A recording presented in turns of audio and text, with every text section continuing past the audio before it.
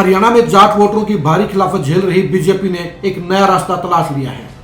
BJP 2024 के चुनाव में हरियाणा के जाट वोटरों का बड़ा हिस्सा अपने साथ जोड़ना चाहती है, लेकिन बड़े कारणों के चलते बीजेपी से जाट वोटर नाराज हो चुके हैं और इसलिए बीजेपी ने एक नया रास्ता तलाशा है।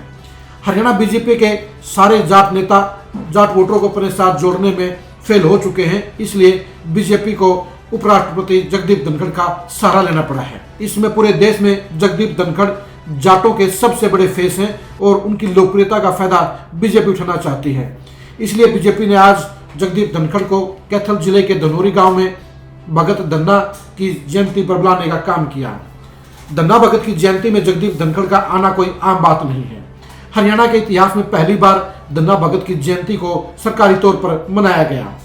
धन्ना भगत जयंती के आड़ में बीजेपी एक बड़ा सियासी खेल खेल रही है और जाट वोटरों को फिर से अपने प्रति सॉफ्ट करना चाहती है। जगदीप धनखड़ एक बड़ी शख्सियत है और जाट वोटरों में उनका बड़ा नाम है। जगदीप धनखड़ को लेकर पूरे जाट समुदाय में एक सॉफ्ट कॉर्नर है और वो अपना एक बड़ा फेस मानते हैं, एक अपना नेता मानते हैं। इसलिए जगदीप धनखड़ को एक विशेष रणनीति के तहत आज हरियाणा में लाया गया। जगदीप धनखड़ अभी बेशक सियासी तौर पर बीजेपी के साथ नहीं दे सकते हैं, लेकिन बीजेपी ने उन्हें धन्ना भगत की जयंती पर लाकर यह संदेश जाट वोटरों को देने का काम किया है कि वह जाट वोटरों की हिमायती है, शुभचिंतक है और उनके भले के लिए सोचती है। हरियाणा में जाट वोटर इस समय बीजेपी के सख्त खिलाफ है, उनको सॉफ्ट करने के लिए ही जगदीप धनखड़ को आगे लाया गया है।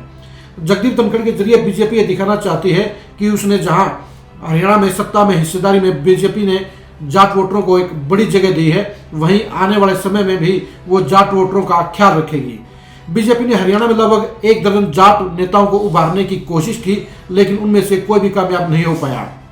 पूर्व केंद्रीय मंत्री वीरेंद्र सिंह जैसे नेताओं को मोदी की सरकार में बड़ा मंत्री बनाया गया, लेकिन वे मोदी की कसौटी पर खरा नहीं उतरे, जिसके चलते उन्हें हटा दिया गया।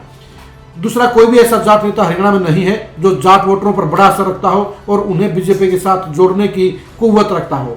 इसलिए बीजेपी को जगदीप धनखड़ के जरिए जाट वोटरों को सॉफ्ट करने का एक फैसला लेना पड़ा है। आज धनौरी में जिस तरह से धन्ना भगत की जयंती पर जगदीप धनखड़ के जरिए जाट वोटरों को लुभाने का काम किया गया है, वो बीजेपी की 2024 की सियासी रणनीति की संकेत दे रहा है। बीजेपी साफ तौर पर जानती है कि अगर जाट वोटर एक मुश्त होकर उसके खिलाफ खड़े हो गए तो उसे लगभग 2 दर्जन सीटों पर सीधा नुकसान होना पड़ सकता है, उसे हार का शिकार होना पड़ सकता है। इसलिए बीजेपी किसी भी सूरत में जाट वोटरों को अपने साथ जोड़ना चाहती है। वो 20 से 30% जाट वोटरों को अपने साथ लेना चाहती है और इसलिए बीजेपी ने धन्ना भगत की जयंती को पहली बार सरकारी तौर पर मनाने का काम किया है। इससे पहले हरियाणा में देवीलाल, बंसीलाल, भजनलाल और भूपेंद्र हुड्डा भी काफ़ी लंबे समय तक मुख्यमंत्री रहे हैं, लेकिन किसी भी सरकार ने धन्ना भगत की जयंती को सरकारी तौर पर मनाने का काम नहीं किया। पहली बार धन्ना भगत की जयंती को धनौरी में मनाना इस बात का प्रतीक है कि बीजेपी हरियाणा के जाट वोटरों की खिलाफत को लेकर चिंता में है और इसलिए उनके मनाने के अभियान को शुरू कर दिया गया है। धन्ना भगत की जयंती के जरिए बीजेपी हरियाणा के जाट वोटरों को यह संदेश देना चाहती है कि वह उनके समर्थन में है, उनके शुभचिंतक है और आने वाले समय में भी उनका ख्याल रखा जाएगा। अब देखने की बात यह है कि धन्ना भगत की जयंती के जरिए जाट बीजेपी के प्रति कितने सॉफ्ट होते हैं, बीजेपी के लिए जाट वोट देने के लिए कितना तैयार होते हैं, वो 2024 को लेकर क्या सियासी फैसला लेते हैं। बीजेपी के लिए जाट वोटरों की नाराजगी जहाँ चुनौती है, वहीं जगदीप धनखड़ के असर का भी पैमाना आज तय हो गया है।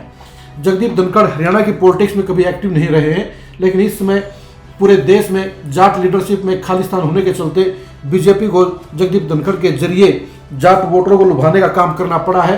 अब देखना यह कि 2024 के चुनाव में जगदीप धनखड़ की हरियाणा में आगवानी क्या रंगून खिलाती है और बीजेपी को कितना फायदा पहुंचाने का काम करती है। बीजेपी की जाट पॉलिटिक्स की इनसाइड खबरों के लिए आप लगातार खरी खरी न्यूज के साथ जुड़े रहिए। नमस्कार।